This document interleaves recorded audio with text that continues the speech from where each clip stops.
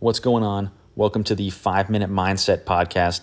I'm your host, Dr. Colton Olson, and on this podcast, we spend about 5 minutes, I say about 5, give or take a couple sometimes, breaking down and teaching you to apply psychological concepts that world-class athletes, CEOs, coaches, and elite military units use to take their performance to the next level. The key word here is apply. I don't want you to come here and just get a bunch of information and not know how to use it. I want you to leave here every day feeling like you have something in your hands that you can use right away to improve your life. Let's get to it.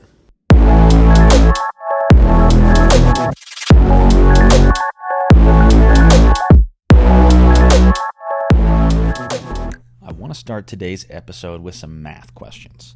I know everybody hates math, but these are easy ones for the most part. So here we go. We're going to go back to elementary school math here. What's 7 times 7?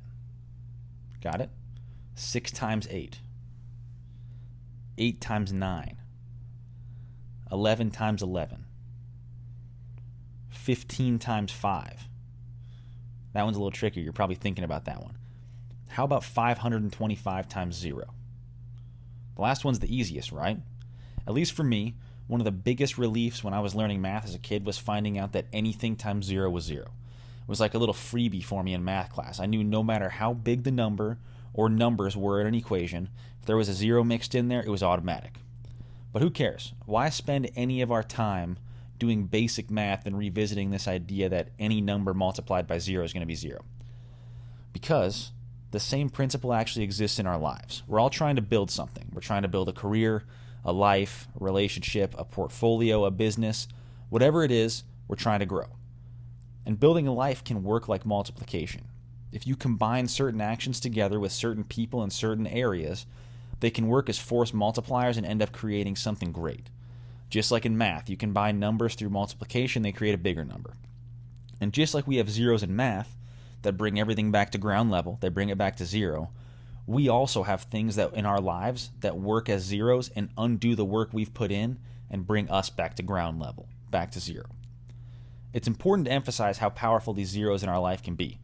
So just like in our math example, our math problems up there, 1 0 can neutralize even the biggest numbers. No matter how big the number is, 0 makes it 0. Sometimes we spend weeks, months, or maybe even years keeping things in order, working hard on a certain project or a relationship. Then we let one of our zeros creep back in, and all the hard work we've put in seems to get undone. And in life, some zeros are more powerful than others. A glaring example of a really powerful 0 is something like addiction. So there are countless examples of people who were super put together, they worked hard, they found some success, then they end up struggling with addiction and get sent right back to 0. They lose everything they've worked hard to put together.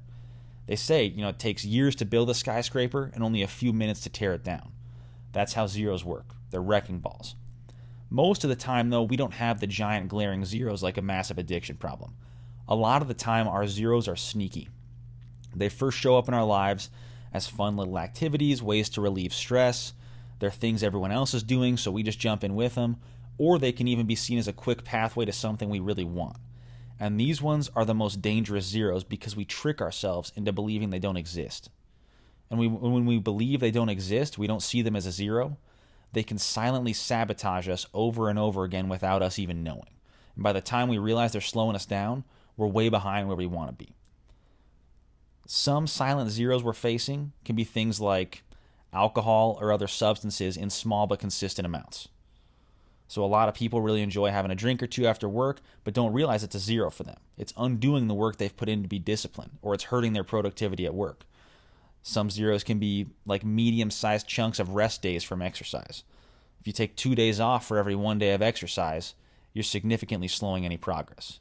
It could be a mildly inappropriate relationship with a coworker or a friend, quietly canceling out the hard work you've put into your marriage. There are tons of small decisions we make on a regular basis that unknowingly zero us out. And over time, they can prevent us from becoming the best version of ourselves. So how do we eliminate these zeros? We want to wage war on the zeros in our lives. We want to minimize the silent ones and make sure that we're stopping the things that are quietly stifling our progress. So I've got 3 tactics for eliminating zeros. Tactic 1, audit your habits, even the habits you believe are good. And when you audit them, make a list and identify the potential zeros. Think about things you do consistently for comfort or short-term gratification, because in comfort and short-term gratification, that's where the zeros live. Write those things down and identify the things that are slowing you down. When you make a list of your habits, and especially the things you do for comfort, you'll know which ones are zeros. So audit those habits. Tactic 2, identify replacement habits or replacement actions for the things that are currently zeros. So it's really hard to just stop doing something. If we say, this activity is a zero for me, I'm just going to quit. We're going to have a really hard time. It's easier to change behavior if you have a new action to actively replace the old one. So find something new that you know isn't a zero and use that as a replacement. Like, if you're scrolling through the news or social media regularly and it's making you sad, replace that with reading a book. That's an example. Tactic 3. And this one takes a little more time, but it's really powerful. Sit down and create a vision for what the best version of you might look like. Consider your goals, your values, your strengths, weaknesses, and think about what the best version of you is.